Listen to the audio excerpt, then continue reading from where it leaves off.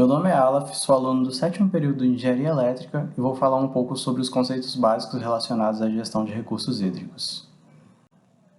Bom, primeiramente é interessante ressaltar a importância da água na nossa vida.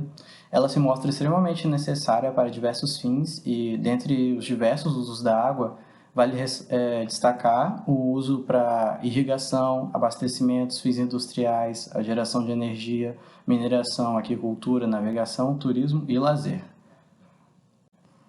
Bem, aqui no Brasil, a gente tem uma grande disponibilidade de água potável, porém com uma distribuição de forma irregular. E nesse contexto, temos que a irrigação é a atividade que mais demanda água, seguida dos usos domésticos e urbanos. E pensando em gerir melhor esse bem tão precioso que é a água, em 1997 foi criada a Lei das Águas. Essa lei ela institui a Política Nacional dos Recursos Hídricos, que define infrações e penalidades, e cria também o Sistema Nacional dos Recursos Hídricos, onde atualmente, a nível federal, temos o Conselho Nacional de Recursos Hídricos, o Ministério do Meio Ambiente e a Agência Nacional das Águas, a ANA, e a nível estadual temos os Conselhos Estaduais de Recursos Hídricos, as Secretarias de Meio Ambiente, os órgãos gestores estaduais. E, por fim, no contexto das bacias, nós temos os comitês de bacias e as agências de águas e secretarias. Já no ano 2000, tivemos a criação da Agência Nacional das Águas, né, a ANA, que já foi comentada anteriormente. Ela é a entidade responsável pela implementação da política dos recursos hídricos e também pelo gerenciamento do Sistema Nacional dos Recursos Hídricos. Bom, aqui temos listados os fundamentos da Política Nacional de Recursos Hídricos, os quais são, num total de 6, começando aqui. A água é um bem de domínio público, a água é um recurso natural limitado, dotado de valor econômico, e em situações de escassez, o uso prioritário de recursos hídricos é o consumo humano e a dessedentação de animais. Bom, aqui é importante destacar que, apesar do primeiro fundamento da Política Nacional de Recursos Hídricos dizer que a água é um bem de domínio público, existe, na verdade, uma cobrança sobre o uso desse bem. É um bem de domínio público, sim, mas não necessariamente 100% gratuito esse uso, porque, na verdade, isso se trata de uma remuneração pelo uso da água e não pode ser considerado como um tributo ou multa, né? Servem de recursos para financiar a recuperação e preservação de corpos d'água, e basicamente quem usa e polui mais deve pagar mais, e quem usa e polui menos deve pagar menos. E o preço a ser pago ele é proposto pelos comitês de bacia hidrográfica e as agências de água são responsáveis pela gestão desses recursos.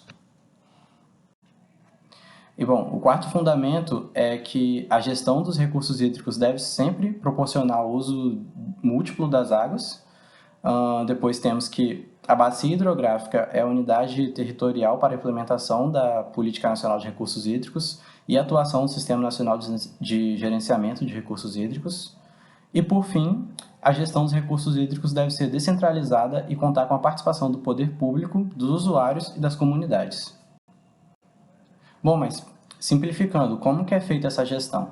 Em resumo, as legislações apresentadas nos slides anteriores são as mais relevantes e as que tratam especificamente das águas e recursos hídricos brasileiros, né, nesse caso. E a seguir veremos um quadro que apresenta todos os órgãos responsáveis pela gestão dos recursos hídricos no país.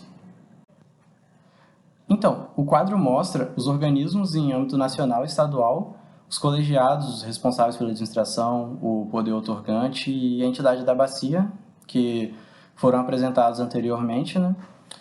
E, assim, existe o Conselho Nacional de Recursos Hídricos, a instância mais elevada do Sistema Nacional de Gerenciamento de Recursos Hídricos, no qual compete analisar propostas, deliberar projetos, arbitrar conflitos e articular para a promoção dos recursos hídricos em todos os âmbitos federais. Paralelamente, existe a Secretaria de Recursos Hídricos e Ambiente Urbano, que é um órgão do Ministério do Meio Ambiente. Ele gerencia os recursos hídricos conforme a estrutura regimental estabelecida pelo Decreto número 6.101, de 26 de abril de 2007. E, por fim, temos a ANA, a Agência Reguladora das Águas Brasileiras, seguida dos comitês e agências de bacia já apresentados, né? Da mesma forma, ocorre no eixo estadual o Conselho Estadual de Recursos Hídricos, que é um órgão deliberativo, seguido da Secretaria e entidades estaduais responsáveis pelo gerenciamento das bacias e dos recursos hídricos dos estados da União, né? Dos estados da União. E, bom, dando continuidade, aqui nós temos as referências utilizadas na elaboração dessa apresentação e gostaria de agradecer.